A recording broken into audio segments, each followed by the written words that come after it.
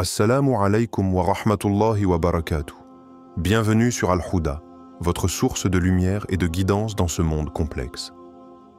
Ici, nous puisons dans la sagesse du Coran et les enseignements du prophète Mohammed pour nourrir votre cœur, renforcer votre foi et éclairer votre chemin.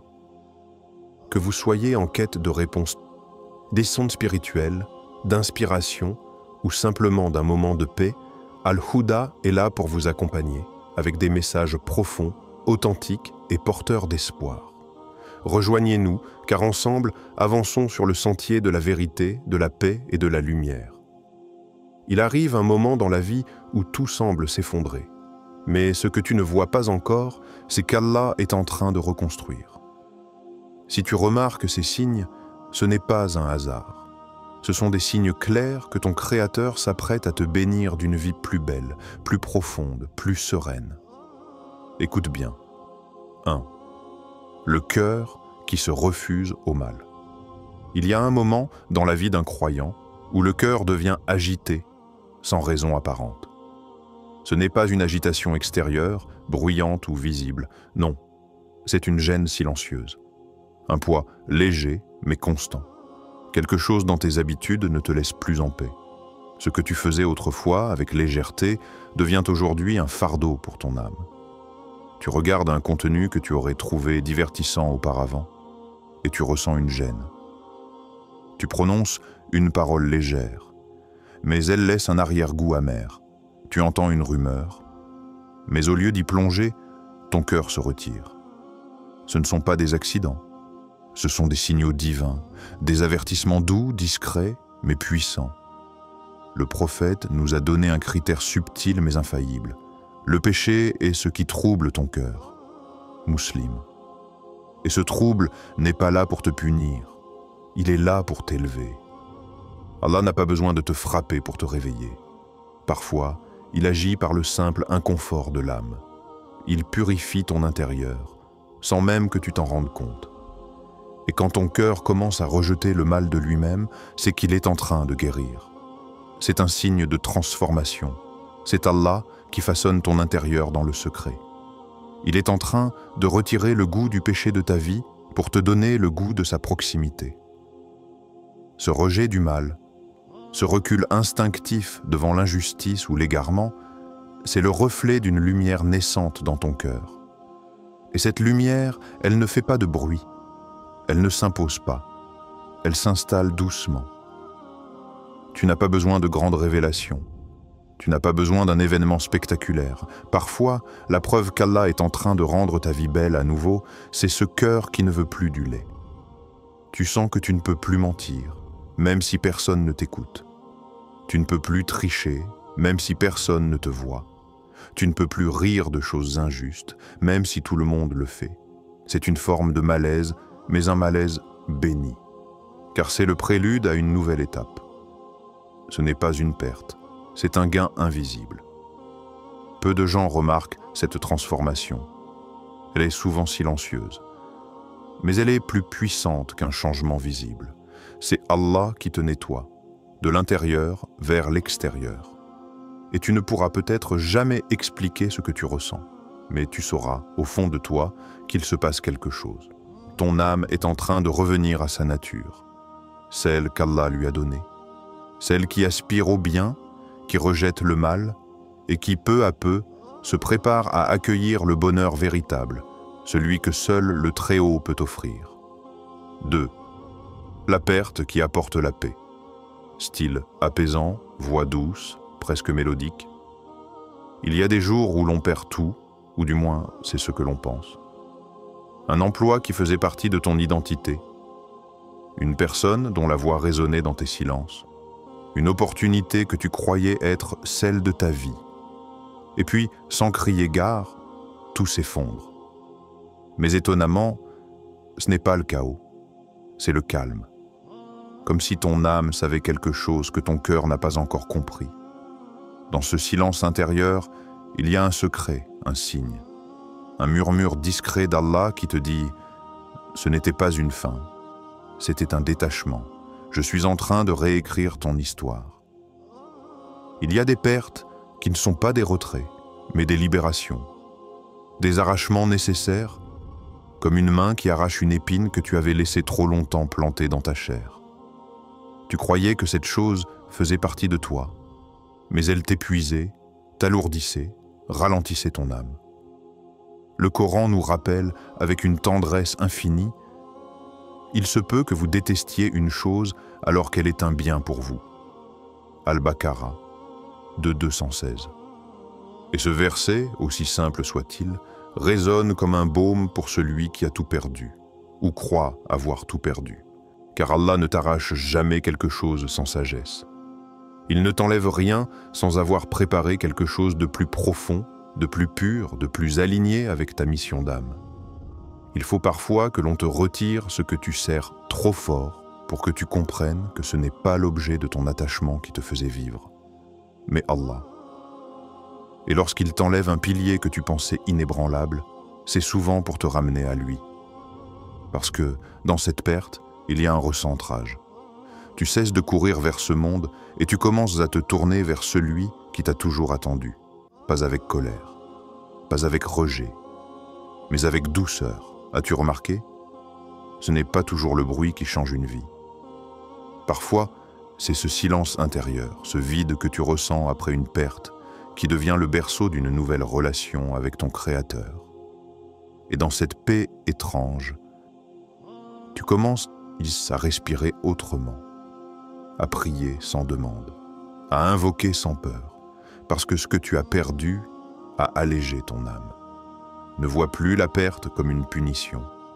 Vois-la comme une purification. Vois-la comme une preuve d'amour d'un Seigneur qui sait que pour t'élever, il fallait d'abord te libérer. Troisième, le retour au Coran. Il y a un moment où, sans vraiment savoir pourquoi, tu ouvres le Coran.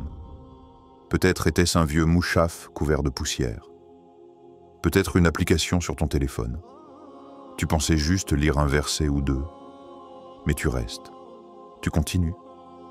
Et soudain, un verset frappe, fort comme s'il avait été écrit pour toi, pour ta douleur, pour ton doute, pour ton cœur.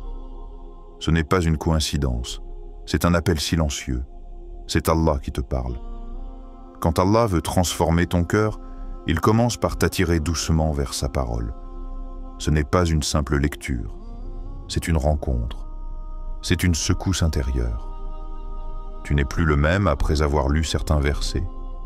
Tu les relis encore, les yeux tremblants, comme si tu venais de redécouvrir qui tu étais réellement. Ou mieux, qui tu pourrais devenir. Le Coran dit: nous faisons descendre du Coran ce qui est une guérison et une miséricorde pour les croyants. Sourate Al-Isra, 17-82. Guérison. Pas seulement des blessures visibles, mais des douleurs que personne ne comprend, sauf toi, sauf Allah. Il y a dans le retour au Coran une passion mystérieuse, un feu doux mais brûlant. Tu ne lis plus seulement pour comprendre, tu lis pour ressentir, pour vivre. Chaque verset est un miroir. Il expose tes erreurs, il révèle tes espoirs, il guérit tes peurs. Et tu te demandes, pourquoi maintenant? Pourquoi ce retour, alors que tant de fois tu l'avais mis de côté? La réponse est simple, Allah t'a choisi. Il t'a ramené vers sa lumière parce qu'il prépare quelque chose de grand. Il ne laisse jamais une âme s'approcher de son livre sans dessein. C'est un signe, puissant, profond, incontestable. Ton cœur battait pour tant de choses, des personnes, des projets, des plaisirs temporaires. Mais rien ne t'a comblé comme ce moment où tu as ressenti que le Coran te connaissait, te comprenait, te guidait. Ce retour n'est pas une phase, c'est le début d'une renaissance. Tu ne redeviendras pas celui que tu étais. Tu vas devenir meilleur, plus fort, plus pur, parce que tu tiens entre tes mains la parole d'Allah. Et celui qui te parle à travers elle n'abandonne jamais ceux qu'il aime. Alors continue, même si tu ne comprends pas tout, même si tu lis lentement, même si tu pleures, car chaque verset que tu lis est un pas vers celui qui t'a toujours attendu. Et rappelle-toi, ce n'est pas toi qui es revenu vers le Coran, c'est le Coran qui est revenu te chercher. Quatrième, le désintérêt pour le monde et l'intensification du doigt. Il y a un instant précis où tout change, sans fracas, sans avertissement. Tu te surprends à regarder autour de toi et à ne plus ressentir la même attirance pour ce qui auparavant captivait ton cœur. L'argent, la réputation, les distractions qui emplissaient tes journées et tes pensées perdent leur éclat. Ce qui semblait être la source de ta joie se transforme en un vide dénué d'intérêt. Cette indifférence n'est pas une fuite ou un rejet brutal. C'est une transformation intérieure, subtile et profonde, qui s'installe lentement, comme un souffle léger qui balaie les feuilles mortes. Ce désintérêt pour le monde matériel est un signe précieux. Il révèle que ton âme commence à s'élever, à s'orienter vers une lumière plus haute. Dans cette nouvelle réalité, le tumulte du monde extérieur devient moins bruyant, moins important. Tu n'es plus prisonnier des illusions éphémères. Tu sens que ta soif ne peut plus être étanchée par ce que le monde offre, car ta vraie soif est celle de l'âme. Cette soif, profonde, brûlante, ne se calme qu'avec la proximité d'Allah. C'est alors que le doua, la prière humble et sincère, devient ta respiration. Elle s'intensifie, elle s'approfondit. Tu n'as plus simplement une liste de demandes. Ce n'est plus un rituel vide de sens. Non, le dua devient ton refuge, ton dialogue le plus intime avec celui qui connaît tous tes secrets, toutes tes douleurs, toutes tes espérances. Tu pleures parfois en silence, en privé. Ces larmes ne sont pas seulement la manifestation d'une tristesse passagère. Elles sont les larmes de la foi, de la reconnaissance, de la confiance. Elles expriment la douleur douce d'un cœur qui sait que tout ce qu'il y a ici-bas est temporaire et qu'il ne peut trouver la paix qu'en s'abandonnant entièrement à son Créateur. Le prophète nous a enseigné la profondeur de cet état en disant « Il y a une porte qui ne s'ouvre qu'avec les larmes de la douleur et la foi dans l'invisible. » Ces paroles portent un poids immense.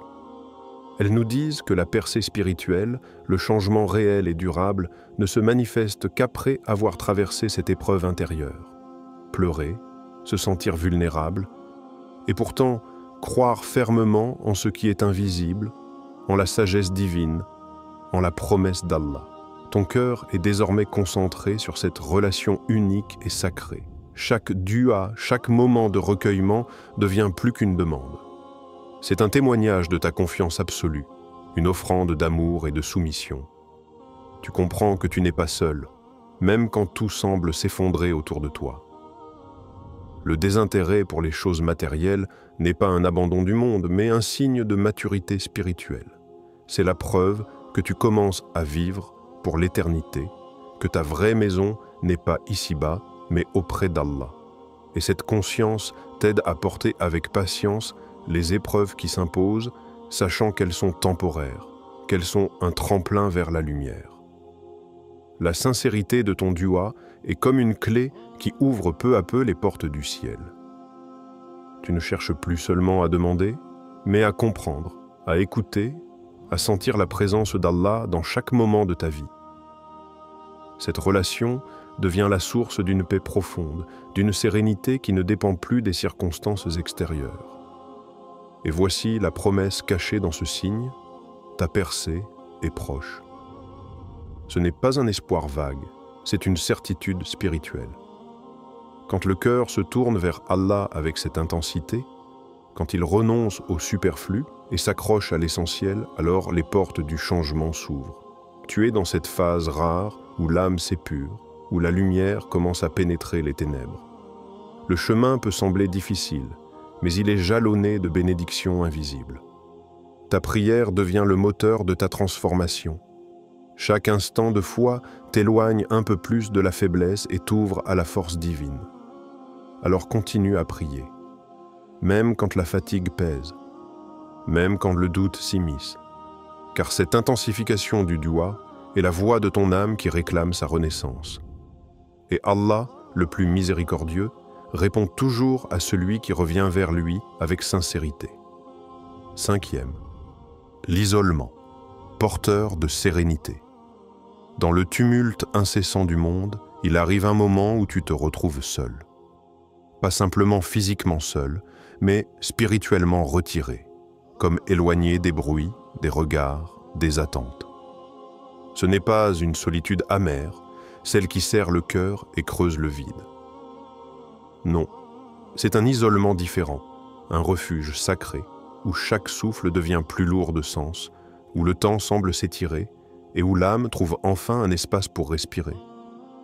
Dans ces instants, il n'y a pas le vide, mais une plénitude tranquille, presque mystérieuse.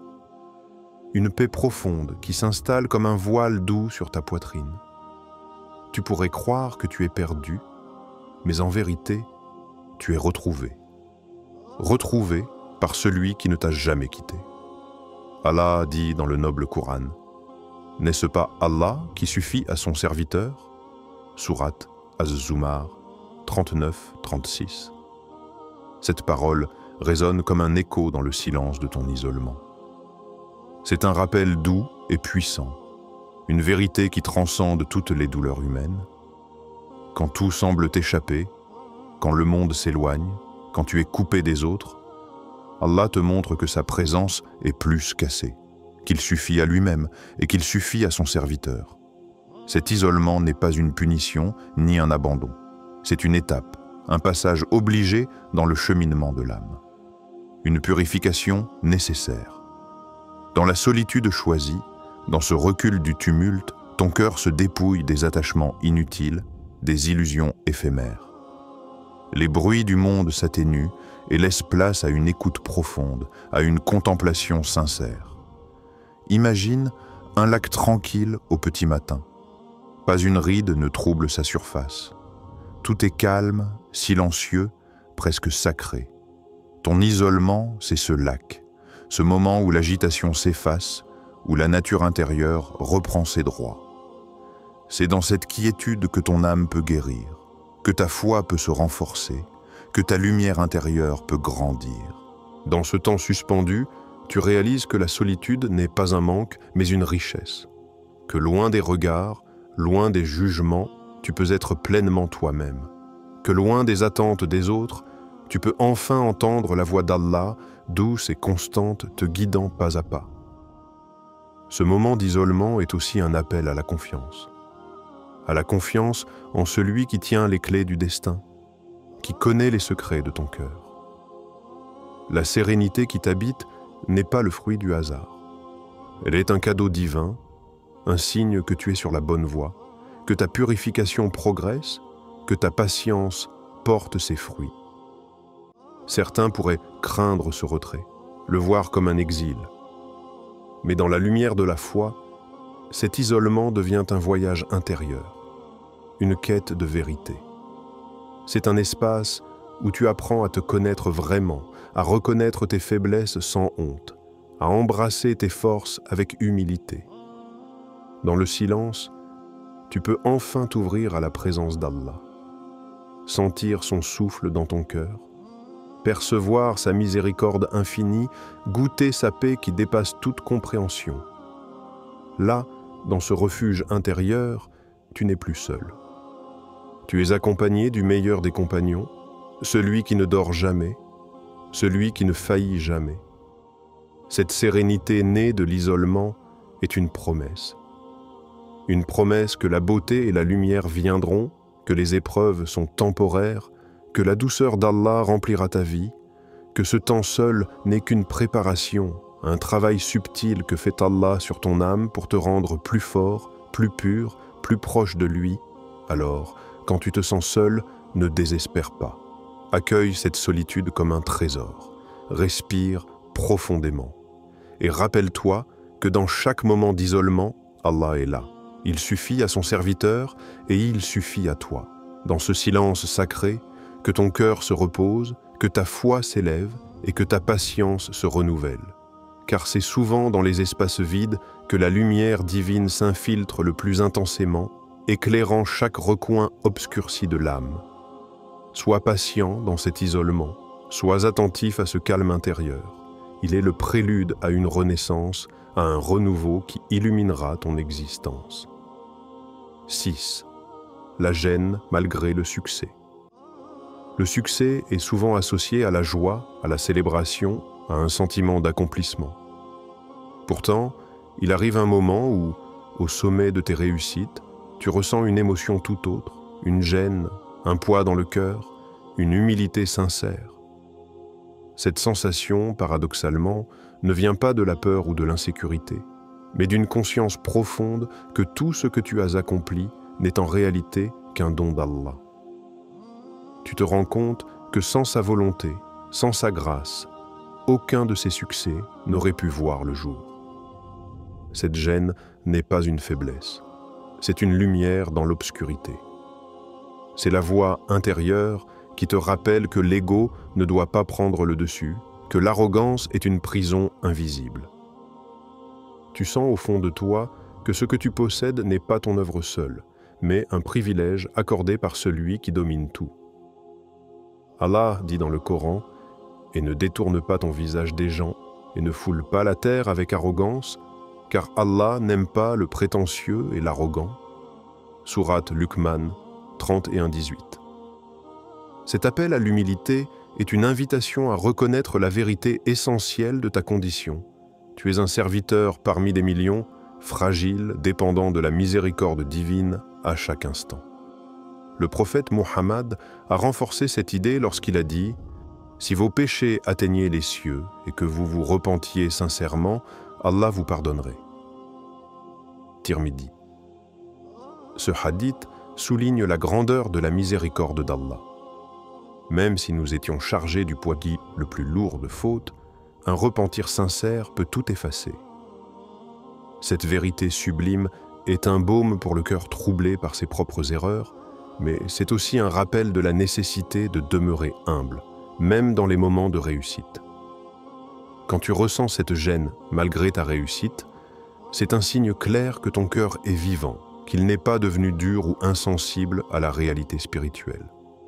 Beaucoup peuvent se laisser emporter par la fierté, s'oublier eux-mêmes dans leur succès, mais toi, tu portes cette charge intérieure, ce rappel permanent que tout vient d'Allah.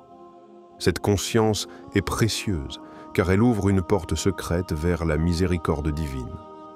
L'humilité est comme un parfum que Dieu aime. C'est une qualité rare qui rapproche de lui. Lorsque tu acceptes que tu ne mérites rien par toi-même, que ta réussite est un cadeau, tu ouvres ton cœur à une relation plus sincère et profonde avec Allah. Cela change ta perspective sur la vie. Tu n'es plus simplement un être qui court après la reconnaissance ou les résultats matériels. Tu deviens quelqu'un qui cherche la satisfaction d'Allah avant tout. Ce changement intérieur prépare ta vie à une transformation plus vaste, à une élévation spirituelle qui dépasse toutes les réussites visibles. Il ne s'agit pas de renier tes talents ou tes efforts, mais de les replacer dans leur juste contexte, des moyens entre les mains d'Allah. Tu te rappelles que le prophète lui-même, malgré sa grandeur, restait le serviteur humble de son Seigneur, priant, suppliant, conscient de ses limites et de sa dépendance. Ce sentiment de gêne, ce poids dans le cœur, est en réalité un trésor caché. C'est un indicateur précieux que tu es sur le bon chemin, que tu avances vers une vie où le succès n'est pas une fin en soi, mais un moyen de plaire à Allah. La véritable victoire ne réside pas dans ce que le monde voit ou applaudit, mais dans la paix intérieure, dans la sérénité d'un cœur qui sait que son succès est accompagné d'humilité, de gratitude et surtout d'une conscience constante de la présence divine. Ainsi, chaque fois que ce poids se fait sentir, ne le rejette pas. Accueille-le. Laisse-le te guider vers une compréhension plus profonde de ta place dans ce monde et dans la création. Laisse-le t'enseigner que la réussite la plus noble est celle qui rapproche de ton Créateur. En fin de compte, la gêne malgré le succès est un signe puissant qu'Allah est en train de travailler en toi, de purifier ton âme et de t'élever vers une lumière nouvelle. Ce sentiment est une invitation à ne jamais perdre de vue que tout ce que tu possèdes est un dépôt précieux, confié par celui qui voit, connaît et aime le serviteur humble. Chers frères et sœurs, ces signes que nous avons explorés ensemble sont autant de rappels précieux que la vie ne cesse jamais de se renouveler sous le regard d'Allah. Quand vous voyez ces signes, sachez que ce n'est pas un hasard. C'est la sagesse divine qui œuvre doucement mais sûrement dans votre destin. Allah ne laisse jamais un serviteur sincère seul, il prépare toujours pour lui une lumière, une guérison, une renaissance. Gardez la foi, restez proche du Coran, cultivez l'humilité dans vos succès et faites confiance au plan parfait d'Allah, car chaque épreuve, chaque doute, chaque moment de paix intérieure est un pas vers une vie embellie par la miséricorde et la bonté d'Allah. Si vous avez ressenti l'un de ces signes dans votre vie, ne les ignorez pas. Prenez-les comme un appel à vous rapprocher encore plus d'Allah, à nourrir votre cœur de sa parole et à avancer avec confiance et sérénité. Partagez cette vidéo avec ceux qui pourraient en avoir besoin, commentez vos expériences et vos réflexions.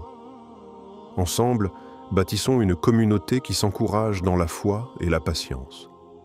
Qu'Allah vous guide, vous protège et rende vos vies belles à nouveau, ici-bas et dans l'au-delà. Barakallahu fikoum et à très bientôt sur Al-Houda.